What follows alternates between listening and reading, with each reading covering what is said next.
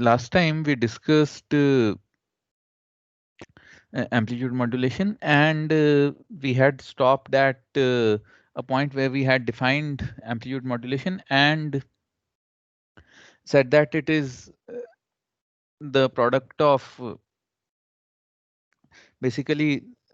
Okay, so let me use the laptop first, then I'll come to this.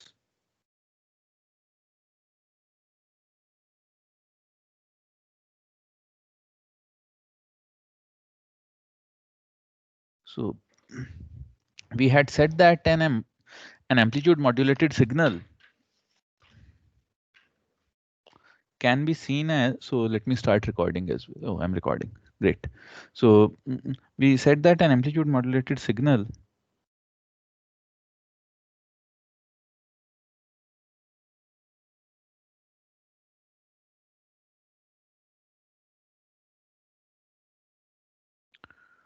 cos fine. So we had defined this, and we had said that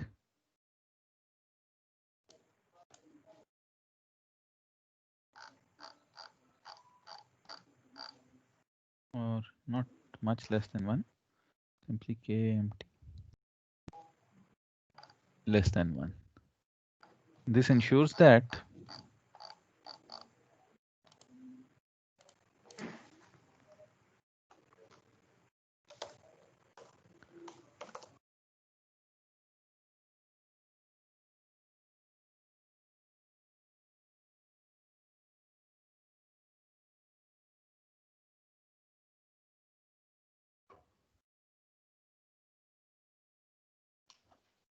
uh,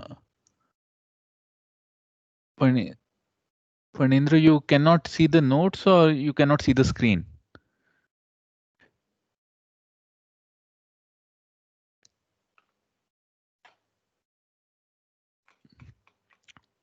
So all those who cannot see the screen, raise your hands because I can on a separate shared window.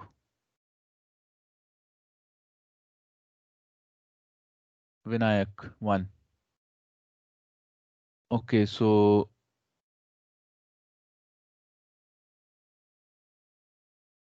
Sarit, 2.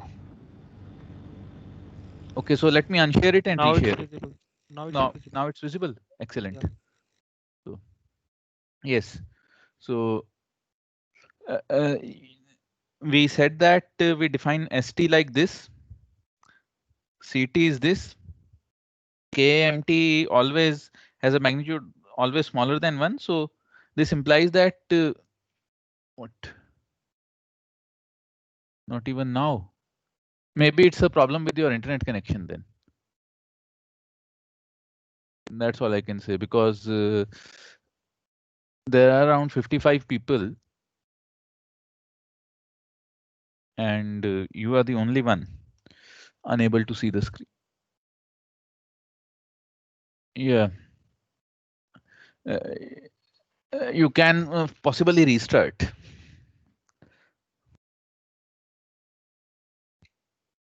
So anyway, this ensures that 1 plus k mt is always greater than 0.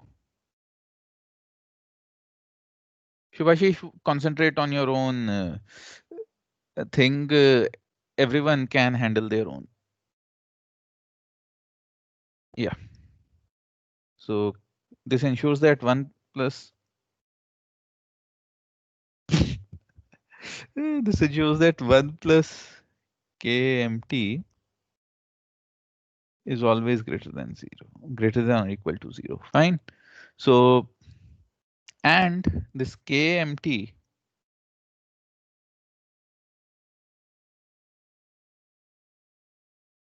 max. So we define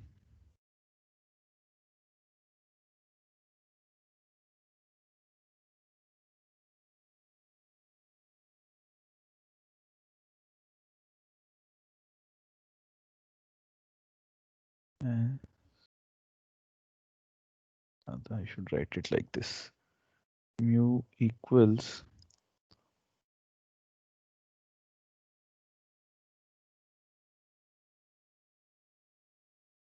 the maximum value of kmt.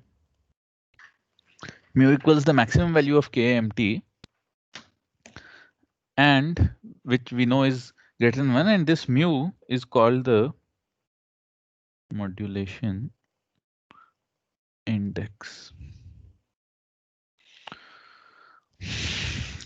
Considering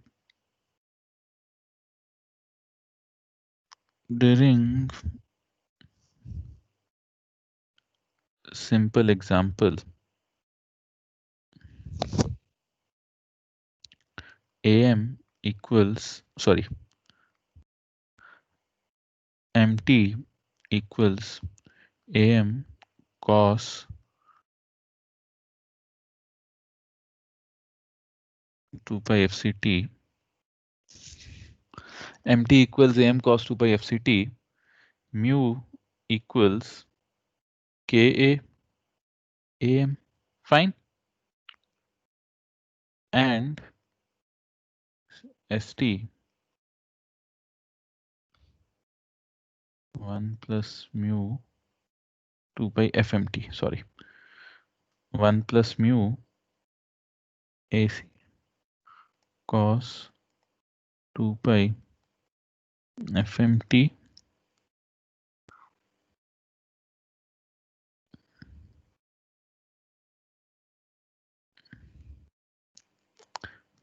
cos, fine. So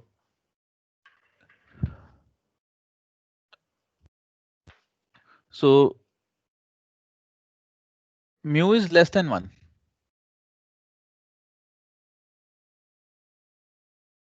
This mu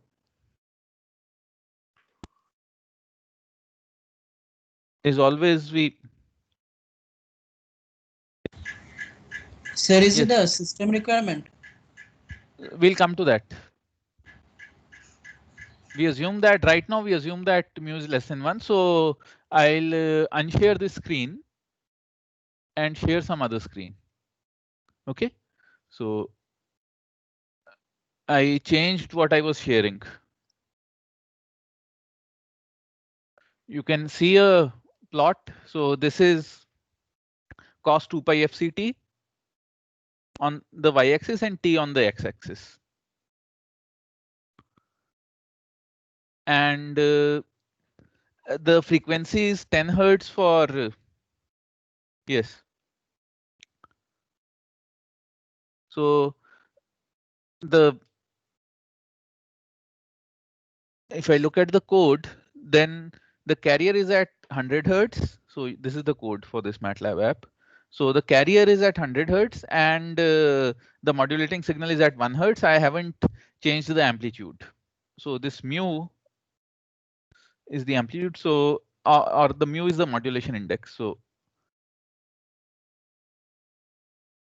if I make the modulation index 0.12 or rather 0.1, so this is irregularly spaced.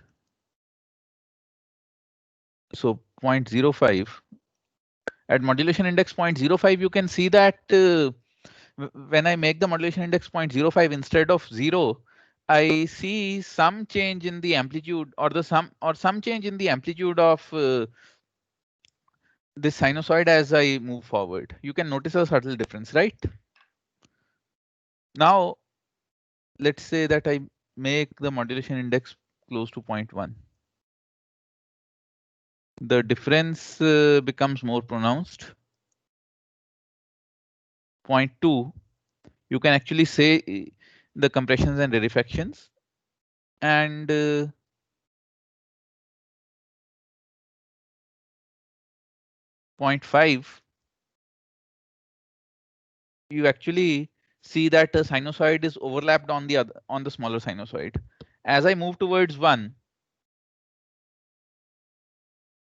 this envelope sinusoid or the amplitude of the signal is now totally varying as the amplitude of the envelope, or rather I would say that the modulating signal forms an envelope around the carrier signal. So the strength of this envelope decreases as I decrease the modulation index, and the strength of this envelope increases as I increase the modulation index. Sir, Yes. sir, the modulating signal is the one that we want to send to the receiver, right? Yes. So the modulating signal is the one that we want decoded, or we want to be received at the receiver. Or the modulating signal is the information. This sinusoid is just an example. Okay, sir. Okay. So 0.9, this, and 1, you see that it completely, so it's completely like two sinusoids are kept back to back. And when I can increase it to 2 as well, so these beats form here. So the question is then, how do I interpret this? So one thing is that for modulation index less than or equal to 1, that is this, the modulating signal clearly forms the envelope of the modulated, or the final signal, the final product that I want to achieve, right? That you can observe here. You can actually download this app, and it's not an app, but since MATLAB calls it an app, so I'm also calling it an app. You can download this from SharePoint, or try to code it yourself.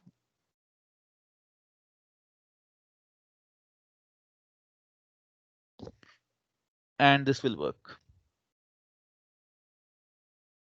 So you can try this, but the key idea is that with this form, I have the modulating, I I have the signal, or the modulated signal now becomes a quite clear function of the modulating signal, and that is what I want. So how we generate it and how we recover it is the content of the rest of the chapter, but you see this clear relationship. Now let's come back to the math.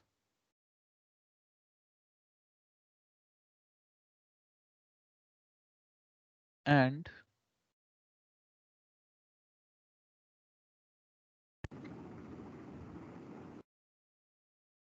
yeah, so this is taking some, yes, now it's here. So now I can expand this. I can write this as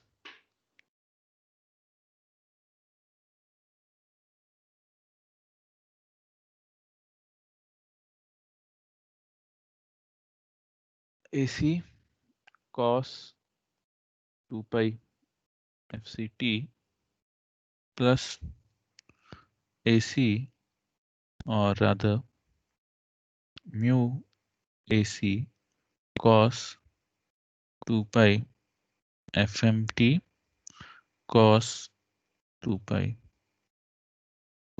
FCT. Fine. Now what do I do with this after this point? I can write this as AC cos 2 pi FCT plus mu AC by 2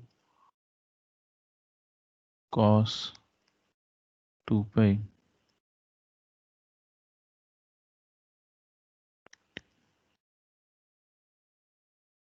plus cos 2 pi FC minus F.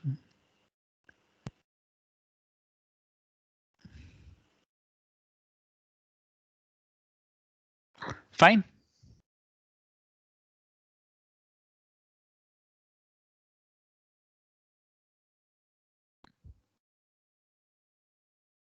So Sir, what yeah, reason did you give for the beats being formed? sorry. No, this is not the beats form yet. Okay, we did you give any reasons, or will you look into that later? Reasons for? reason for the you said right, if mu is greater than Greater 1 or than one, actually you 2. get something closer to the beats. Yes. So we'll look into that later. Okay, okay, sir.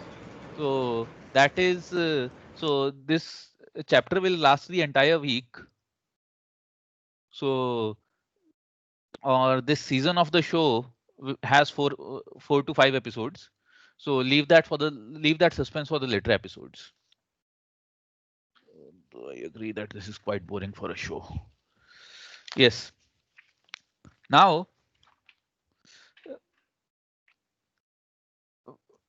so we get this form,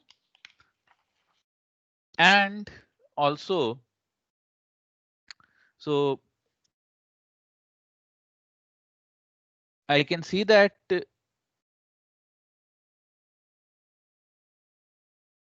for a sinusoidal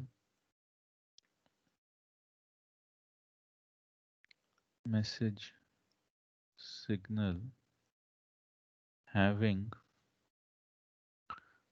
frequency FM, the magnitude spectrum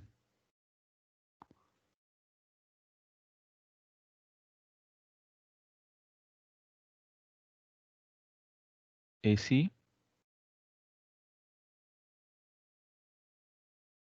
mu AC by 2 mu AC by 2 FC FC plus FM FC minus FM. Similarly, AC mu AC by 2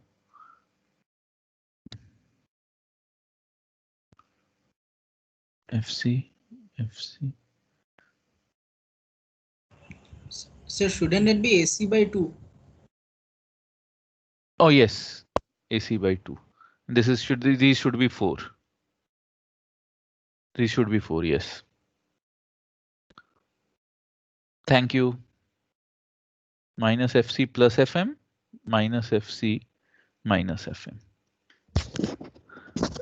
Fine. So this is the spectrum. In general, I can write SF equals AC 1 plus KA MF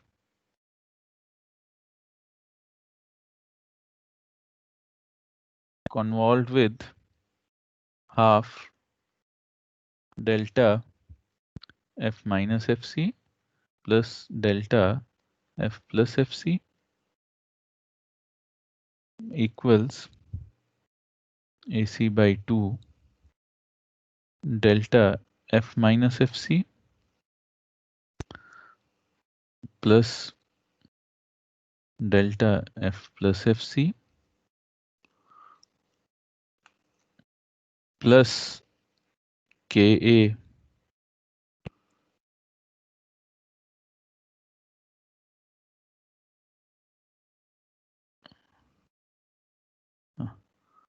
by 2, oh, sorry, plus K, not KA by 2, plus KA times MF plus FC plus MF minus FC. So if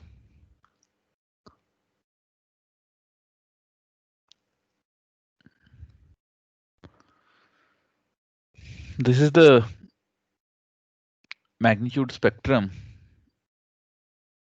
of M,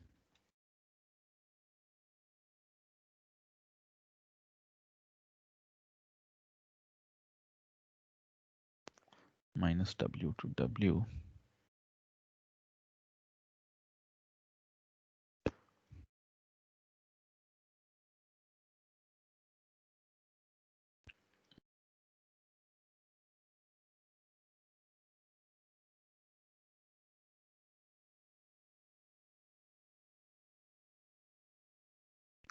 fine. And this This is the magnitude spectrum of SF. Another assumption that we take is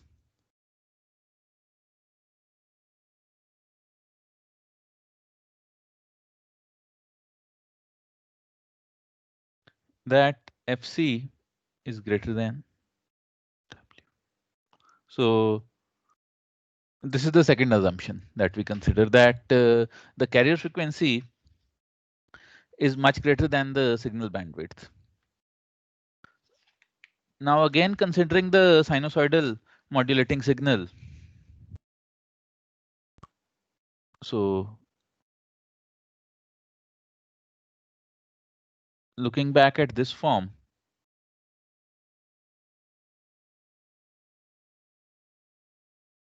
I'll go sideways.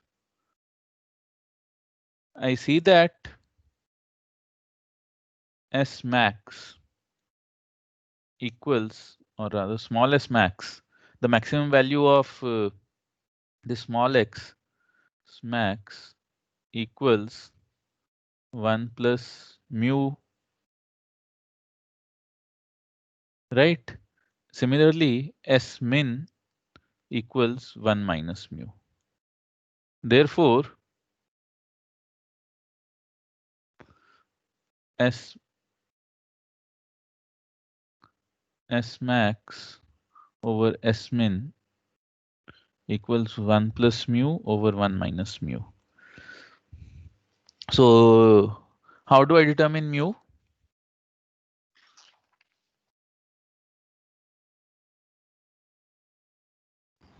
So component or dividend? Yes. I just wanted to hear it from someone. Componendo dividendo and S max minus S min divided by S max plus S min. And done. So this gives me mu. Now the next question is that how do I generate this multiplying action? So there are a lot of ways. Sir, Yes, Adit.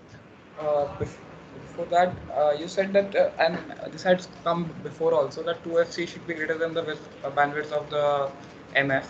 So, Yes. I mean, greater than I understand, but why do we have to be? It should be much greater than W. Much I mean, greater than. So that I'll answer when we demodulate it. So okay. that has more to do with the characteristics of practical bandpass filters rather than anything else. That is one thing. The second thing is the bandwidth generally, as I discussed earlier as well, because of this antenna height and all. You remember the antenna height argument, right? Yeah. So 4 kilo audio signal 20 kilohertz, you need a huge antenna. 4 kilohertz or 20 kilohertz, you'll need a huge antenna. And if you move to megahertz or a few hundred kilohertz, you'll need smaller antennas. That is one thing. The other the other argument comes into play when we talk about the circuit implementations of these things. So that will answer. So don't worry about that. Okay, sir. I trust you to remind me things that I forget. So even if you don't trust me, which is a good thing, that you shouldn't trust me, I can deceive you by skipping topics I don't know myself. So just trust the collective ability of your class to of asking proper questions. So wait a second. You can see the notes, right? Yes, you can see the notes. Yes, that's a good thing. So yes, now thing is, how do we generate this signal? How do we generate this signal? Okay. So the answer is not that simple, but we'll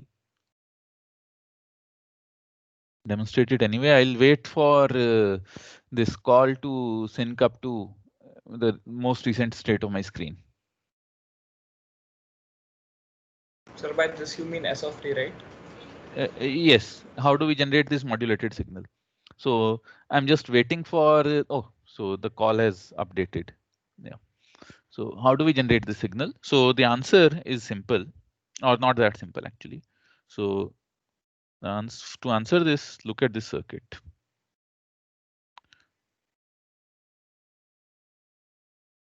So this is empty. So this is a voltage source with empty. This is a voltage source with CT cos. This is a voltage source with CT. There's a diode here. A load resistance here.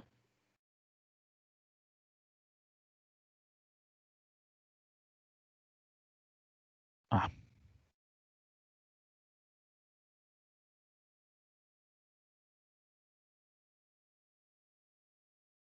Yes. Bad drawing, but this should work. So these are, you can consider these as taped connections. But anyway, so I feed this. Also, I assume that, so these assumptions don't leave us. AC is much greater than MT, that the diode is mainly controlled by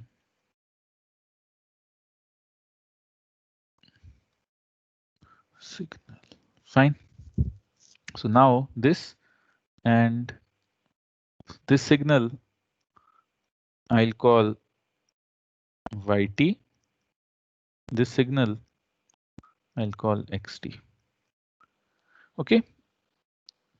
So the voltage drop across this load resistance is YT. You can assume that. And this diode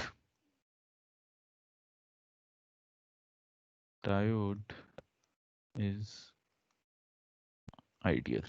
So ideal means zero cut in voltage and zero turn.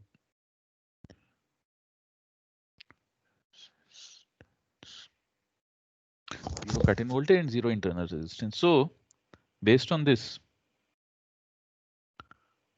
I get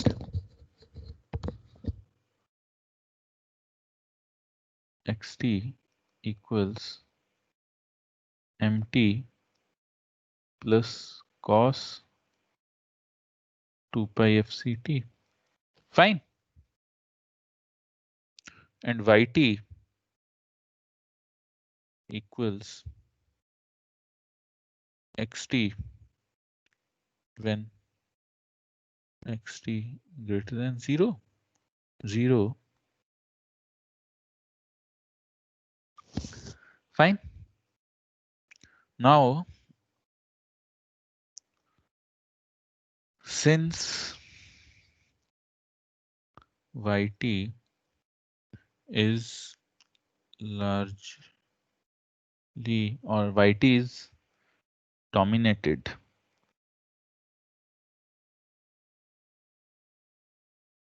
by AC cos 2 pi FCT.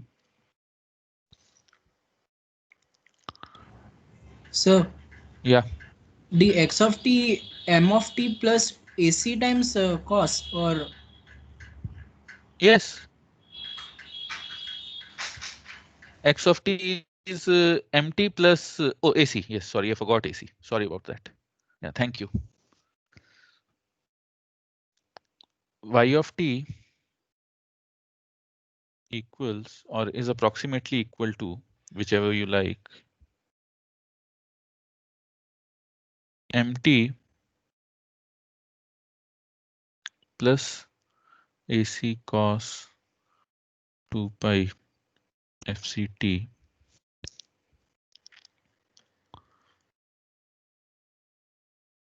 when cos 2 pi FCT is greater than 0 and 0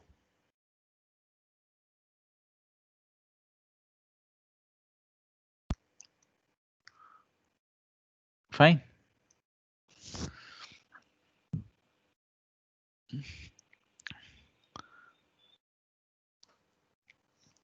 Fine, therefore I can write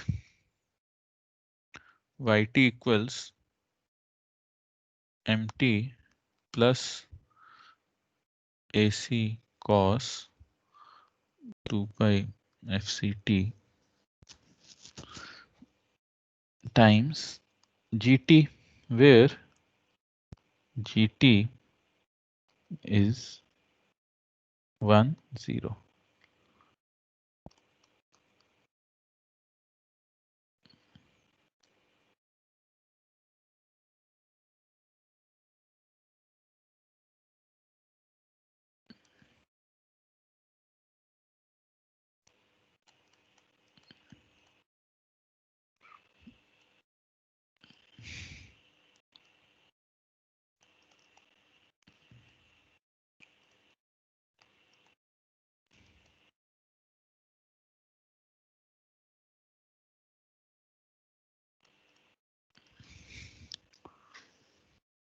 Fine.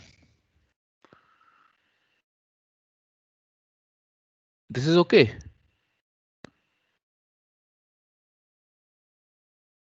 So with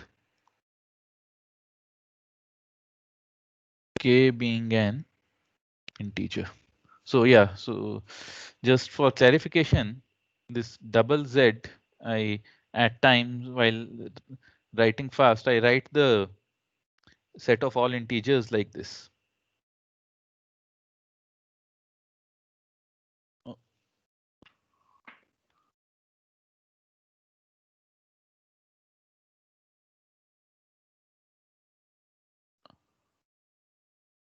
ah, fine. So So, therefore, yeah, so in g of t, where's the point for k plus 3 by 4 to k minus 1 by 4? Or is it k, taken care of? uh, uh, just look at it carefully. You will get your answer. So k plus 3 by 4, I'll just write it for you. So So got it, k got it. plus, great. So now GT is periodic with period TC equals 1 over FC, right? GT is periodic with the period TC equals 1 over FC, and consequently, I can write GT as a Fourier series.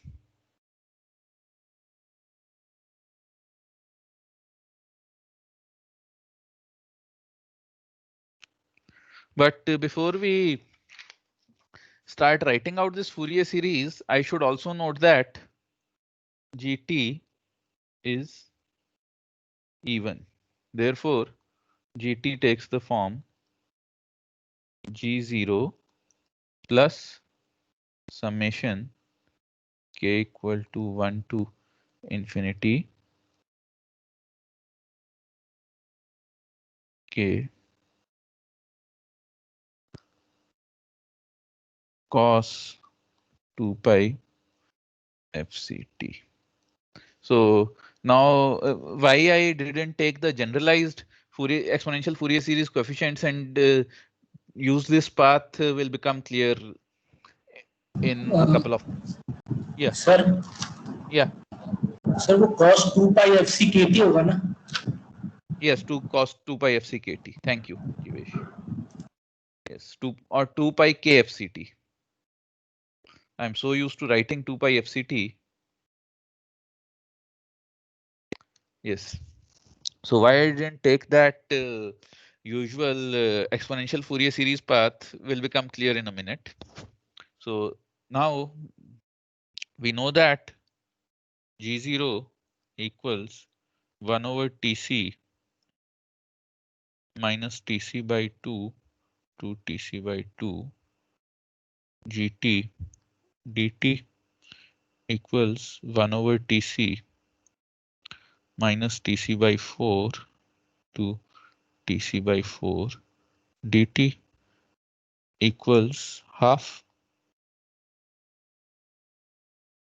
or rather I should do this step as well. So 1 over Tc by 4 plus 4 half. Similarly,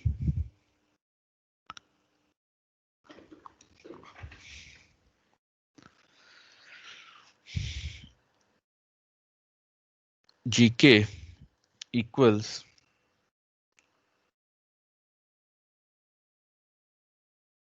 two over Tc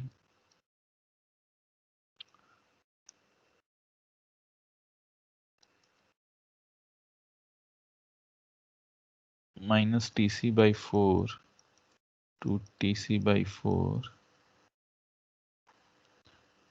or minus Tc by 2 to Tc by 2. Sorry, first that Gt cos 2 pi k FCT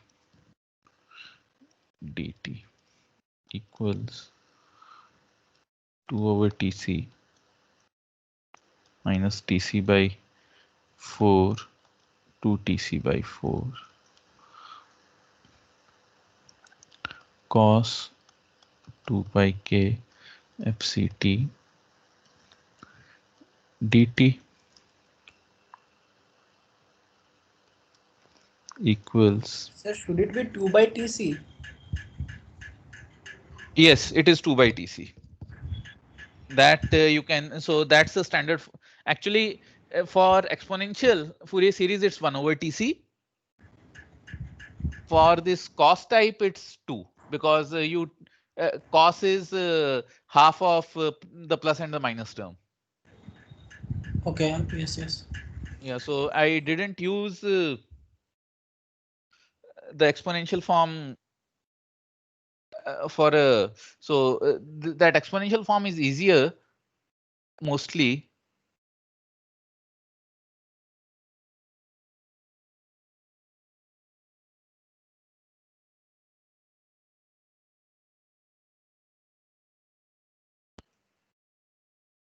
So yes, replying to that WhatsApp message, please don't send me WhatsApp messages during the class. I do provide recorded lectures. I provide notes as well.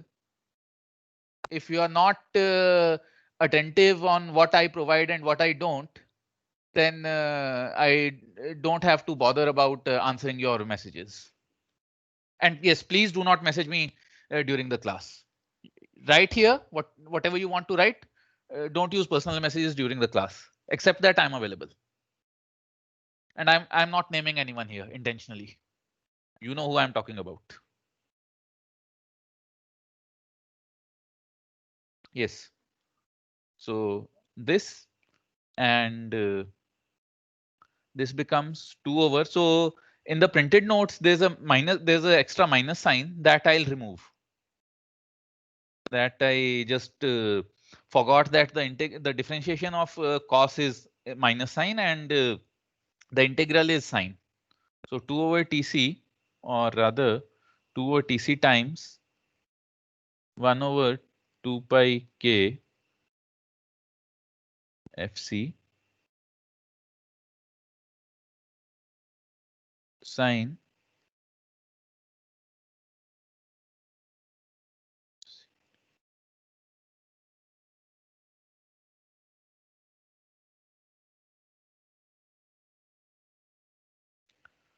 2 pi k Fc Tc, and this goes from minus Tc to minus Tc by 4 to Tc by 4. This gives you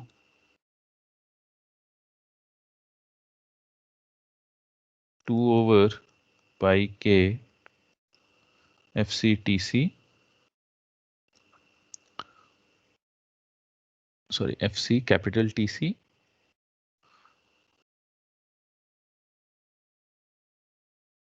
sine 2 pi k FCTC divided by 4. Now FCTC equals 1. Skipping a few steps from this point because it becomes too trivial after this. So skipping a few steps, I can in general write GT equals half plus 2 over pi cos 2 pi FCT plus 2 over pi. K goes from 2 to infinity minus 1 to the power k minus 1 divided by, yes, minus 1 to the power k minus 1 to k minus 1 cos 2 pi FCT into 2k minus 1 brackets closed. So this you can see that this will be 0, alternatively 0, minus 1, 1 and 0. So this you can reduce it to a series. I'm just leaving that part out as an exercise.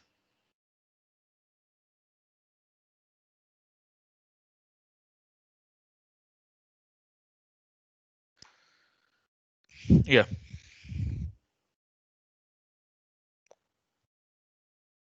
Yes. So this is there. And consequently, yt equals mt by 2 plus ac cos 2 pi fct by 2 plus 2 over pi mt cos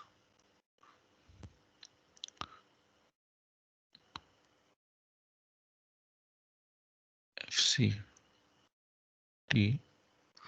plus, Sir, yes, isn't that small t replaced by capital TC? where? So like 2 by pi cos of 2 pi FCT and all No, those. no, no, no, no, no, no, no, no. So those are Fourier series coefficients. So Fourier series Okay. coefficients, you always integrate it. So you always write a Fourier series. So if you look at this, so this capital TC was in the case of this GK. So GK is further multiplied by cos 2 pi k FCT. Okay, sir. So yeah, it is confusing. I also get confused at times. I still get confused at times with this, but that is the way it is. So basically what we are doing is these GKs are frequency domain components. And when you write the Fourier series of a signal, you calculate the frequency domain components, but you are still writing the signal as a time domain signal. That you should remember. Cos 2 pi FCT plus 2 AC by pi cos square 2 pi FCT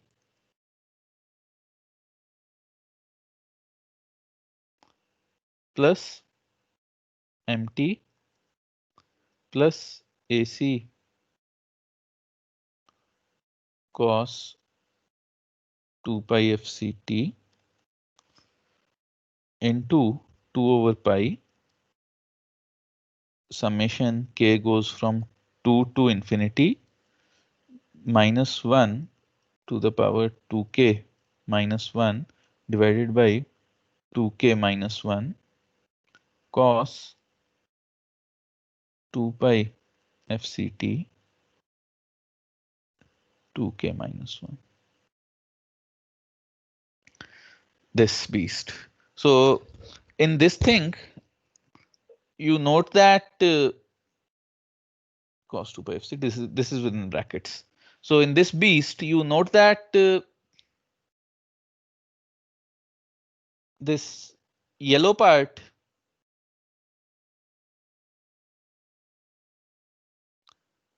this is the baseband signal. The blue one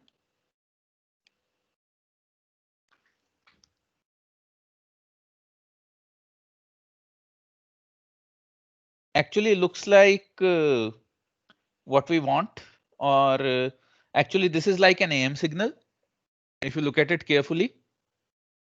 And this green one actually is at since cos square 2 pi FCT is actually 1 plus cos 4 pi FCT. So this is a higher frequency component, and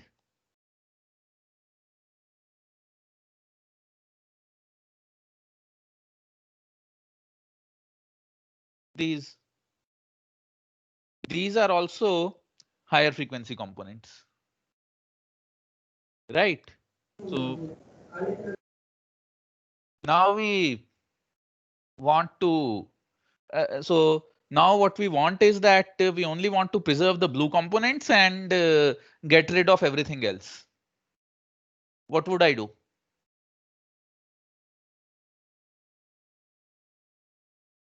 Filter. Yes, a band pass filter. So I simply pass this through a band pass filter. So pass this through band pass filter and ST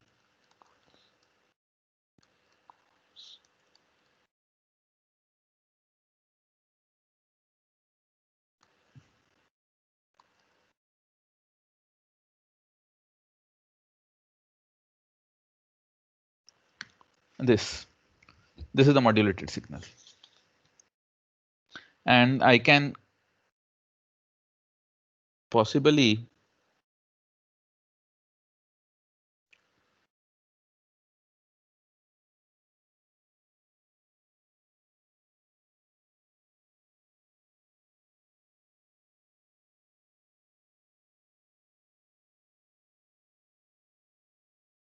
copy and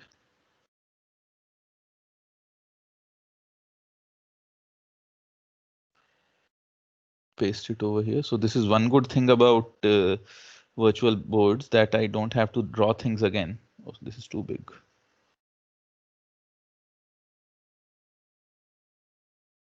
I can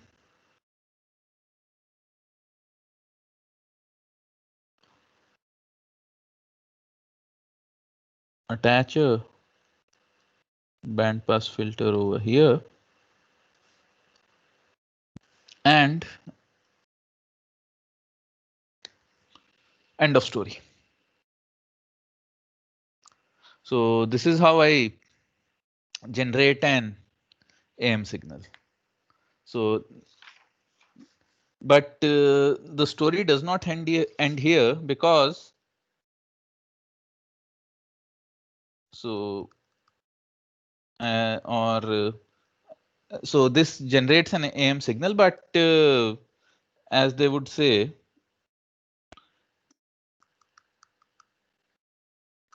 picture अभी बाकी है मेरे दोस्त, because we also want to demodulate this AM signal, or our purpose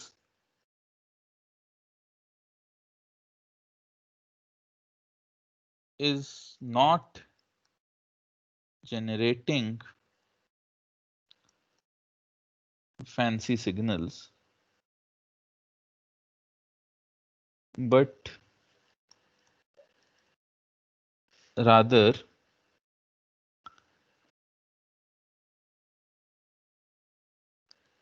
sending and receiving data.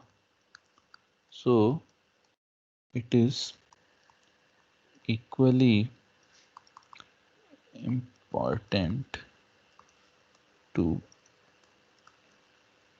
demodulate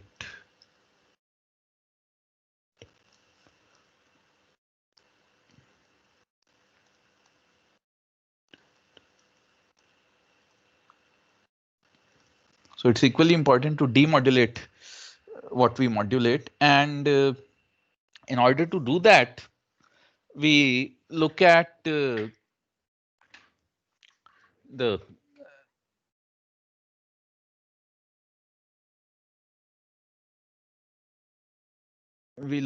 this modulated signal again.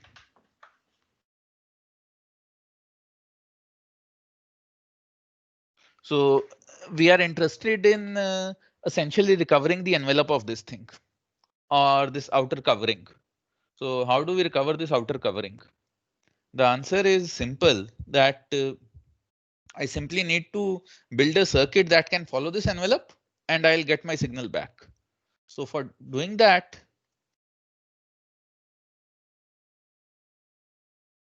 so I have this, I have this signal. Now I want to demodulate it, and I pass it through a half wave rectifier first. Why do I pass it through a half wave rectifier? This will become apparent. So possibly in the next lecture. So I pass it through a half wave rectifier and I get this. Sir, won't we require a capacitor? That will come. So this still has the carrier component. We'll require a low pass filter after this. This is just the introduction. Sir, for the half wave rectifier, are we adding a DC component before? No, we don't need to. I mean, because the half wave rectification produces humps, right? Yes. So these are the humps. So see. Oh, okay. The envelope will remain preserved, but yes, the envelope remains preserved, but so if you look at that AM signal, so if I zoom into it for you,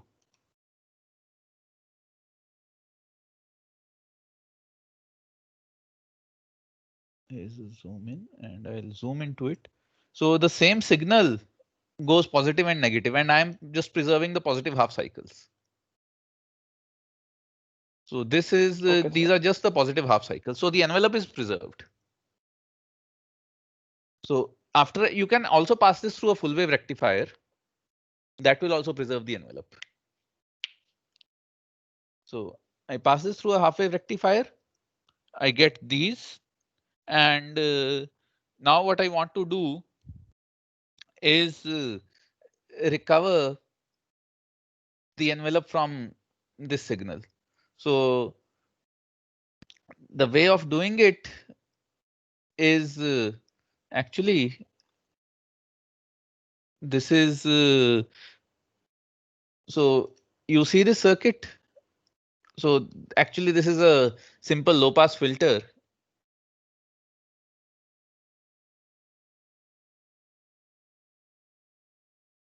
So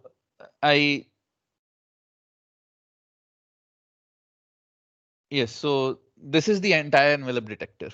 So right now, just consider, just focus on this part, the second half of the circuit, that this will result in the capacitor charging and the capacitor charges and I get a voltage across the load resistance which is proportional to the maximum voltage, or which is proportional to the maximum voltage of this circuit. Now, when the circuit, when the carrier decays, if I choose RL C naught as much greater than 1 over Fc, the capacitor does not discharge that much.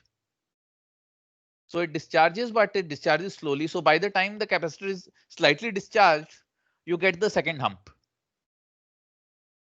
So you get the second hump here, then the third hump here. And so the output follows the envelope of the circuit. However, note that the rate of the decay of the capacitor charge is slower than the rate of change of MT.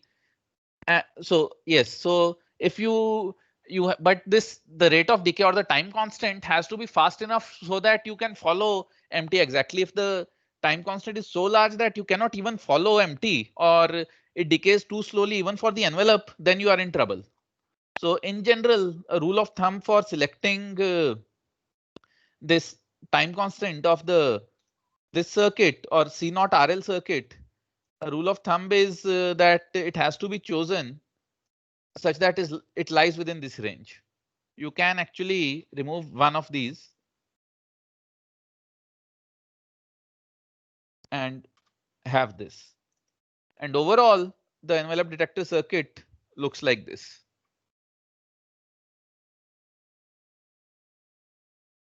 So there's not much math involved over here. You can directly download these notes from the course website. So this is the envelope detector. And this Ri, I'll choose such that the capacitor charges rapidly.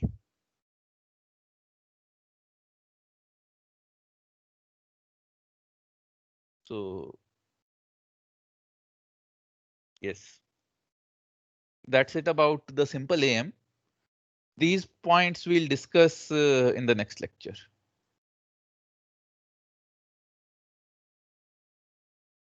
So any doubts? You can actually look at this envelope detector video that is slightly longer than what I did today. And maybe this is 5 minutes. So you can, I'll provide you a link. You can spend some 5 minutes on this video in addition to what I've talked about today. That will give more detailed exposition to this problem. Sir, these word notes are uploaded on SharePoint, right? Yes, these are the notes uploaded on SharePoint. So I have uploaded everything till FM on SharePoint because for that I have prepared typed notes. Everything after these, after FM, I won't be preparing word notes because it takes a lot of time to write in Word.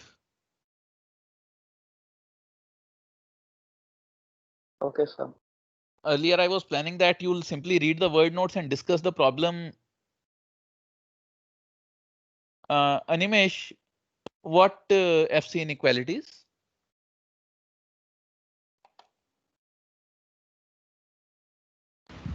So the 1 by FC is less than RL C naught, that one. This one. So see, Yes. what you want is that the circuit should charge fast enough so that, or actually the circuit should be, the time constant of the circuit should be such that once this starts discharging, once the circuit starts discharging, it shouldn't decay back to zero as soon as the input signal decays back to zero. So the time constant has to be much larger than 1 over Fc, right? And it should be, but at the same time, the time constant should be small enough so that it decays along with the envelope. So if it decays any slower than the envelope, then you are in trouble. Okay, sir. Got it. Okay, great. So Kirti, yes, if you use a full wave rectifier, you'll get the same output as a half wave rectifier. Just that since the envelope will be more detailed in a full wave rectifier because you'll get more points for the envelope, you will be able to reduce the output signal to noise ratio. That we'll discuss possibly after we discuss probability and random processes. I hope that answers your question. Yes, I don't see your name. Kirti, yeah, tell me. Sir, right now you explained about this thing, right? Yes, Next question, like frequency. But yes. you were saying that it shouldn't be large enough. Okay, fine. Large enough means you will get a DC output. Fine. It should be small enough so that it should be able to follow the input signal. Right? That's what we needed Yes, basically. yes, yes. So what is the criteria? Like how small? Like how did you determine the smaller? Like what is the threshold for that small, sir? Like So how did threshold you is the general rule of. This is a rule of thumb. Actually, this is not. So this was developed during a time where mathematics and engineering were considered separate branches, and only mathematical approximations were used for engineering results. So most of these are simply approximations. So a general rule of thumb is that the bandwidth or the signal, the input frequency should be such that 1 over the message frequency is greater than the time constant of the circuit. So the circuit is able to follow whatever changes are made in the input. So why do we need the RI? RI is for charging. RI is the charging diode because everything is ideal. Okay, okay. You can consider this Ri to be the internal resistance of the diode as well.